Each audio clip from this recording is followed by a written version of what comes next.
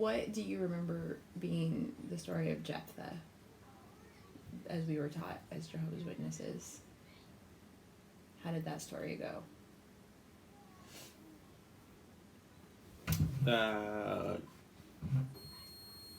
He went to the temple and he prayed that if Jehovah gave them victory, the first person who came out to greet him, he would basically donate to God, to go live in the temple and worship him. To go live at the tabernacle. Mm-hmm. Right? Mm-hmm. That's... Okay, look up Deuteronomy? No, Judges 11:31 in any Bible, including Neural Translation. Oh. Whatever comes out of the door of my house to meet me when I return in triumph from the Ammonites will be the Lord's, and I will sacrifice it as a burnt offering. As a burnt offering, right? Mm-hmm. I felt sick. I was like, no. But then it goes on. Yeah, when he saw her, he tore his clothes and cried, "Oh no, my daughter, you have brought me down, and I am devastated. I have made a vow to the Lord that I cannot break." What Bible is this? New International Version. Do to me just as you promised.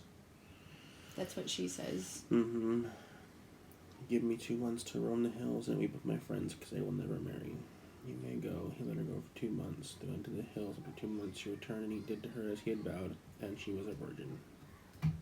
Okay, now go to the Bible Hub and look up, what was that last verse? Because Bible Hub, like, compares all the different verses to each other.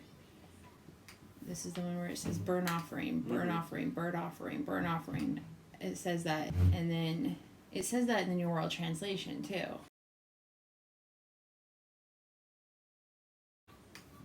The last bit is where Jehovah's Witnesses like twist it. In the Jehovah Witness rhetoric, like, she's safe at the tabernacle, right? Like, and the friends go visit her and pay commemoration to her every, like, 4 years or 4 months or whatever it was. Each year, the woman will go out for 4 days to commemorate the daughter of Jephthah. Commemorate. To lament the fate. To lament the fate. Lament the daughter. King James says lament. Mm-hmm.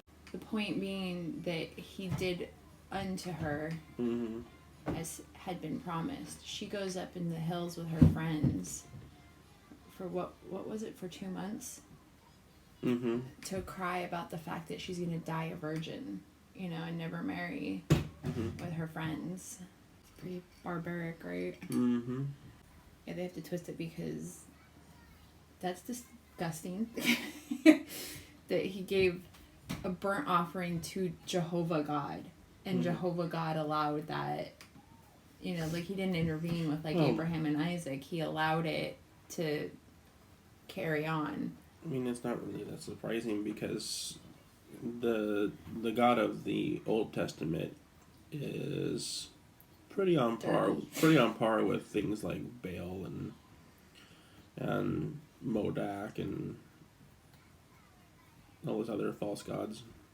Go into the land and wipe out every other human and take this land as your... That was another one that John Cedars covered in his video, talking about how you're supposed to kill the men and the babies and the boys and keep for yourselves the virgins.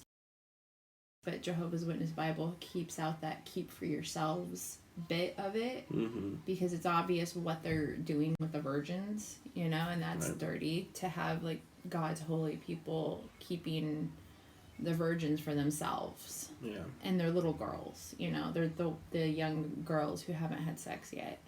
So here, Judges 11:39 talks about, after the 2 months she had returned to her father, and he did to her as he had vowed, and she was a virgin. From this comes the Israelite tradition.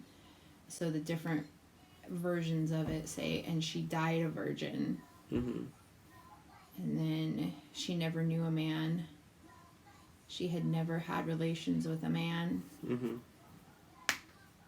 Because it's in the past tense. So it's not that she will never have, she didn't go somewhere and become a nun. he did to her as he had vowed, and that vow was to offer up whatever came out of the house as a burnt offering to God. He did to her what he had vowed. Mm-hmm. He killed his daughter, gave her to God in a bloody way. Period.